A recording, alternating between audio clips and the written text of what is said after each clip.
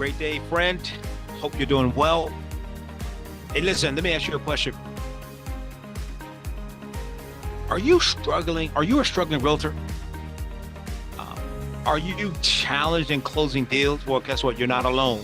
And in this power pack episode today at the Motivate Podcast Show, we're going to dive deep into the three biggest mistakes that new agents make as it relates to growing their business. And I'm very excited and committed to the idea of helping you take your business to the next level. So, Rich, how do you know? I've been in real estate and business development since 2002. And listen, let me tell you something, friend.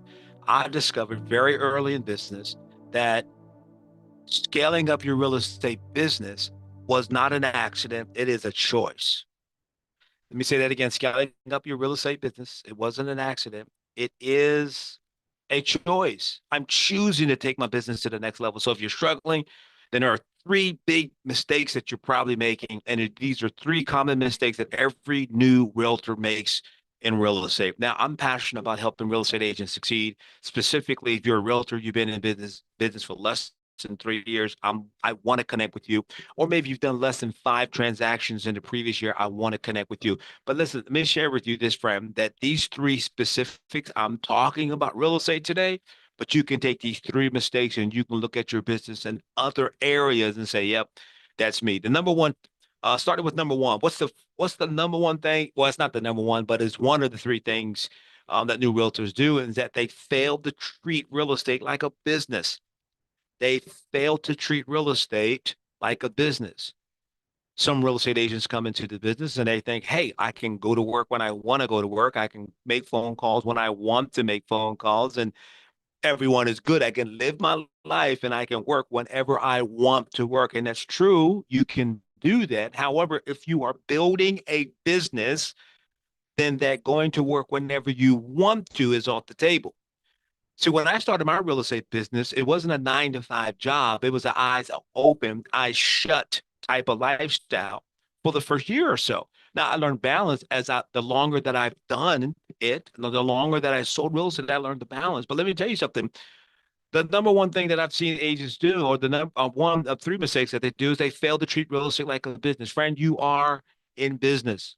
Say this with me. Say, I am the CEO of a multi-million-dollar real estate company. Go ahead and say that. I'm the CEO of a multi-million dollar real estate company. So you got to treat it like a business. You have to have a mission statement. You have to have a vision.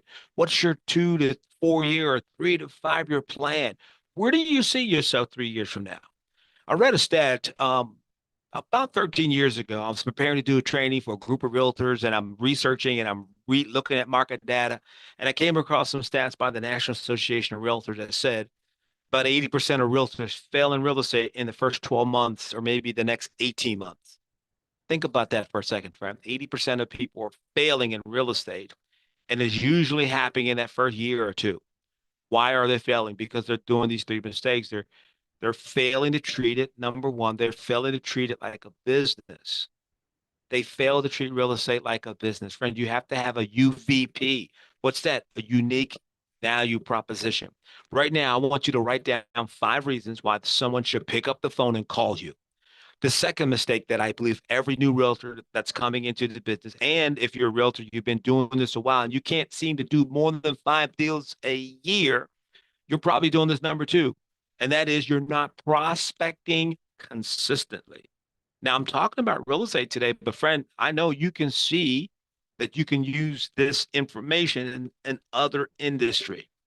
But the second mistake I see all new realtors make, and those realtors that are doing less than 5 transactions, you can't break that ceiling of doing 5 or more deals, is that they do not prospect consistently. Understand this, friend, that prospecting is the blood of your real estate business. It's the fuel that drives the engine. I discovered this years ago. I'm out selling real estate, and then I also got into training. So I'm traveling 3, 4, 5 days out the week. I'm on the road from New York to North Carolina, training, doing sales training, meeting real estate agents, helping them scale the business, meeting with brokers, consulting with brokers about success of the real estate franchise. And my personal real estate business began to die. I didn't realize my real estate business was dying because I'm out traveling, consulting, connecting. And my wife, who's the CFO of the organization, said, "Hey, Mr. Wonderful." In my head, that's what she calls me, Mr. Wonderful. She said, "Do you realize it's been blank amount of month since your last commission check in real estate?" I was like, "Oh my goodness, I didn't realize that." And so what I did was I started dialing down the training, the consulting piece, and I focused on my real estate business. And in 90 days, I put $3.2 million in the into my inventory. Now, 3.2 million, depending on your average sale price, doesn't sound like a lot of money. But for me, the average sale price at that time was about 175, 195,000. So I put about, I don't know, you do the math, 3.2 million average sale price, about 175,000. Friends, so I put about 15 houses in the inventory. You're saying, Rich, that's back in the days. Back in those days when you put a sign in the yard, you got multiple offers and it closed. No, that was back in the days when my real estate business was dying. See, I never operate according to what the economy is doing, what the market is doing. I always operate by what I am doing, what my market is doing. Prospecting consistently, friend. When was the last time you sent a consistent marketing message to the people in your database? When was the last time the people that you encountered, they heard your mission, your vision, your mission statement? When was the last time? When was the last time you went on an open house, you met some people, and then you sat down and you carved out an email to send them within 12 hours of meeting them? Best case scenario for me, within first 2 hours of meeting a person an open house on a Sunday, I'm sending you an email. Within 2 hours of meeting you, I'm sending you an email and I'm getting on the phone with you within 24 hours. When was the last time you sat down and you did that? Not one time, but you did it consistently.